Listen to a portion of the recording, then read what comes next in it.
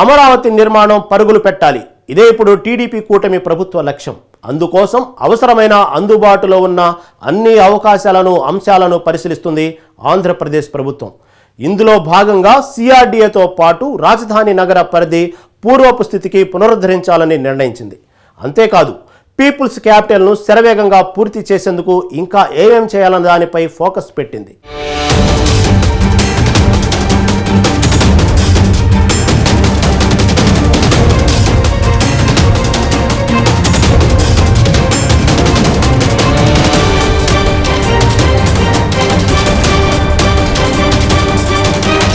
ఆంధ్రప్రదేశ్ అభివృద్ధి లక్ష్యంగా వడివడిగా అడుగులు వేసేందుకు ప్రణాళికలు సిద్ధం చేస్తోంది టీడీపీ కూటమి ప్రభుత్వం.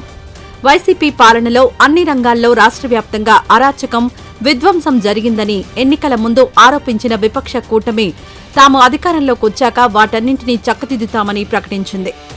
అన్నట్లుగానే అధికారంలోకి రావడంతో టీడీపీ కూటమి ప్రభుత్వం ఏర్పాటైనప్పటి నుంచి ఆ దిశగా దృష్టి సారించింది. ఇందులో భాగంగా సీఎం చంద్రబాబు పాలనా పగ్గాలు చేపట్టిన మొదటి రోజు నుంచి రాజధాని నిర్మాణానికి ఎంతో ప్రాధాన్యమిస్తూ వచ్చారు. ముఖ్యమంత్రిగా బాధ్యతలు చేపట్టిన వెంటనే అతి కొద్ది రోజుల్లోనే అమరావతిలో పర్యటించారు.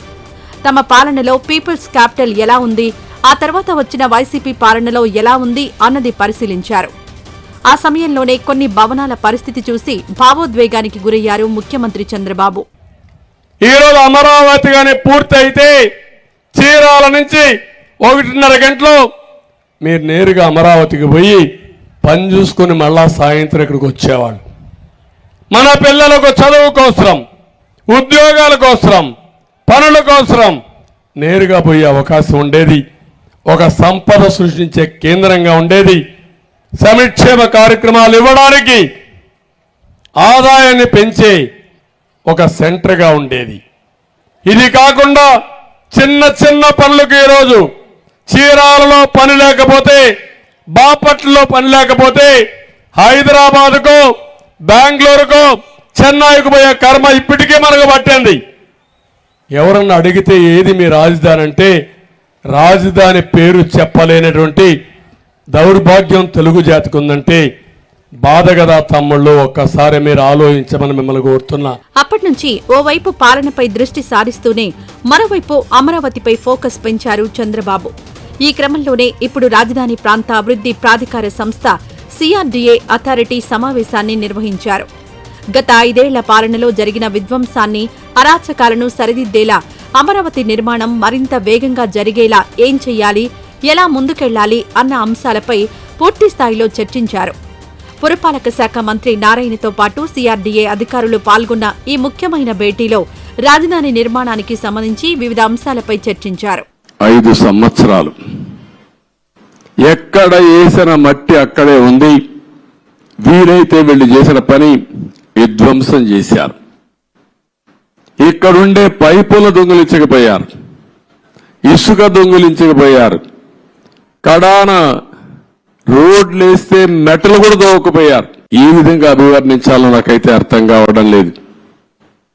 ఒక్క బిల్డింగ్ కూడా ముట్టుకోలేదు.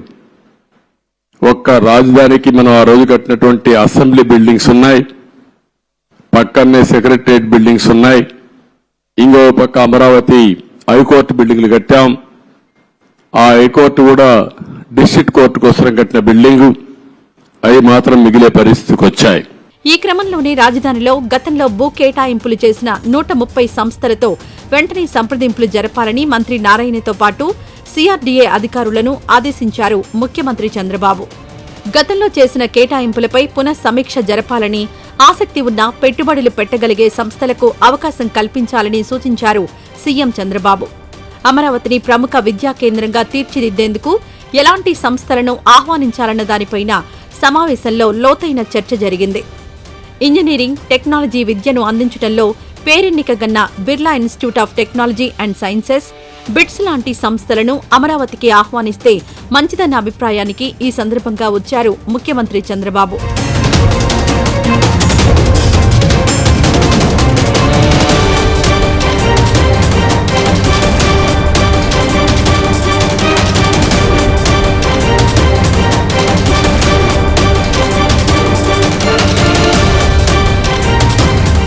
ఇప్పటికే ఉన్న వాటికి తోడు బిట్స్ లాంటి విద్యా సంస్థ వస్తే మరిన్ని ప్రతిష్టాత్మక యూనివర్సిటీలు వచ్చే ఛాన్స్ ఉంటుందని ప్రభుత్వం భావిస్తోంది.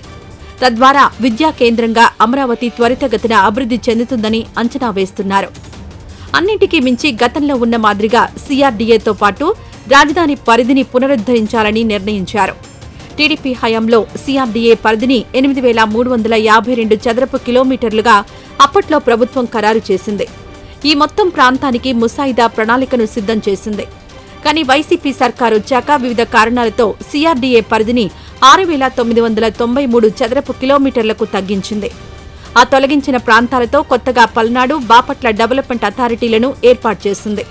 ఇప్పుడు మళ్లీ టీడీపీ కూటమి ప్రభుత్వం రావడంతో సిఆర్డీఏ పరిధిని గతంలో ఉన్న మాదిరిగానే 8,352 చదరపు కిలోమీటర్లకు పునరుద్ధరించనున్నారు. కొత్త రాష్ట్రం, సవాళ్ళ ఛాలెంజెస్, పరిగెత్తమంటే పరిగెత్తే యంత్రాంగం. ఇప్పుడు వచ్చిన తర్వాత యంత్రాంగం డల్ అయిపోయారు, అలవాట్లు మారిపోయినాయి, వ్యవస్థ మొత్తం డిస్ట్రాయ్ అయిపోయింది, సిస్టమ్స్ అన్ని కొలాప్స్ అయిపోయినాయి. మేము వదిలిపెట్టిపోయింది ఇప్పుడు ఉదాహరణకు ఈ రోజు మేము చూస్తే మొత్తం రాష్ట్రంలో మున్సిపాలిటీలో మస్కిటోస్ ఉండే స్పాట్స్ ఎన్ని ఉంటాయి అని మేము రీసెర్చ్ చేసి ఐడెంటిఫై చేసి బ్లాక్ స్పాట్స్ ఆ రోజు 20,000 ఉన్నాయని ఐడెంటిఫై చేశాం.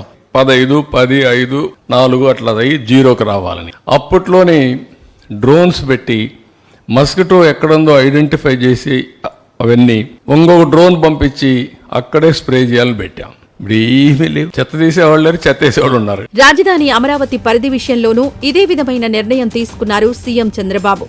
గతంలో రాజధాని పరిధిని 217 చదరపు కిలోమీటర్లుగా ఖరారు చేసి మాస్టర్ ప్లాన్ రూపొందించగా జగన్ ప్రభుత్వం వచ్చాక దాన్ని 167 చదరపు కిలోమీటర్లకు తగ్గించింది. రాజధాని పరిధిలోని పెనుమాక, ఉండవల్లి, నిడమర్రు, కురగల్లు, బేతపూడి గ్రామాల్ని మంగళగిరి, తాడేపల్లి నగరపాలక సంస్థ పరిధిలోకి తీసుకొచ్చింది. ఇప్పుడు మళ్లీ ఆయా గ్రామాల్ని రాజధానిలోకి తెస్తూ అమరావతి పరిధిని 217 చదరపు కిలోమీటర్లకు పునరుద్ధరిస్తూ అథారిటీ నిర్ణయం తీసుకుంది.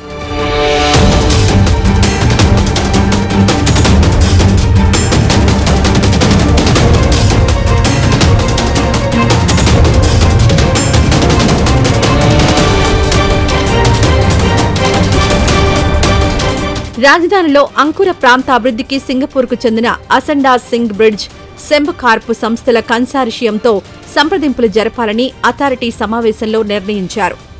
రాజధానిలోని సీడ్ డెవలప్మెంట్ ఏరియాలోని 1,691 ఎకరాల్ని అంకుర ప్రాంతంగా అభివృద్ధి చేసి పెట్టుబడులను ఆకర్షించేందుకు ఆ కన్సార్షియంను స్విస్ ఛాలెంజ్ విధానంలో మాస్టర్ డెవలపర్గా అప్పటి ప్రభుత్వం ఎంపిక చేయగా వైసీపీ హయాంలో ఆ ఒప్పందం రద్దు చేసింది. దీంతో పాటు సిఆర్డీఏ ఆధ్వర్యంలో తలపెట్టిన గృహ నిర్మాణ ప్రాజెక్ట్ హ్యాపీనెస్ట్ కి మళ్లీ టెండర్లు పిలువనున్నారు. సీడ్ యాక్సెస్ రోడ్డును పూర్తి చేసేందుకు అవసరమైన భూమిని భూ సమీకరణ విధానంలోనే తీసుకోనున్నారు. రాజధాని రైతులకు ఇచ్చిన ప్యాకేజీనే ఇక్కడ ఇవ్వాలని భావిస్తోంది ప్రభుత్వం. అమరావతిలో మధ్యతరగతి వర్గాలకు ఎంఐజీ, ఎల్ఐజీ ఇళ్లు కట్టించాలని సిఆర్డీఏ సమావేశంలో ఆదేశించారు సీఎం చంద్రబాబు. ఇక రాజధానిలో పనులు ముమ్మరంగా జరిగిన సమయంలో సిఆర్డీఏలో 778 మంది ఉద్యోగులుండేవారు. వైసీపీ సర్కారు వచ్చాక వారిని 249కి కుదించింది. ఇప్పుడు మళ్లీ అదే సంఖ్యలో తీసుకోనున్నారు. గతంలో 47 మంది కన్సల్టెంట్లుండగా పని పూర్తయిన వారిని మినహాయించి 32 మంది సేవలను పునరుద్ధరించనుంది టీడీపీ కూటమి ప్రభుత్వం. కృష్ణానదిపై ఓఆర్ఆర్, ఐఆర్ఆర్, తూర్పు పశ్చిమ బైపాస్ల కోసం వచ్చే 6 బ్రిడ్జిలను ఐకానిక్ గా నిర్మించాలని సీఎం ఆదేశించారు. గతంలో ఇబ్రహీంపట్నం నుంచి అమరావతి వరకు తలపెట్టిన ఐకానిక్ బ్రిడ్జ్ అవసరమా లేదా అన్నదానిపై అధ్యయనం చేసి నిర్ణయం తీసుకోనున్నట్లు చెప్పుకొచ్చారు మంత్రి నారాయణ. ఇక రాజధాని నిర్మాణంలో భాగంగా ఇప్పటికే ఇష్టం వచ్చినట్లుగా పెరిగిన కంప చెట్లను తొలగించే పనులు అతి త్వరలోనే ప్రారంభం కానున్నాయి. ఇందుకోసం సిఆర్డీఏ టెండర్లు పిలువగా నాగార్జున కన్స్ట్రక్షన్ సంస్థ వాటిని 30 కోట్లకు దక్కించుకుంది. దీంతో యుద్ధ ప్రాతిపదికన పనులు ప్రారంభించి నెల రోజుల్లో పూర్తి చేయాలని గడువు విధించింది సిఆర్డీఏ.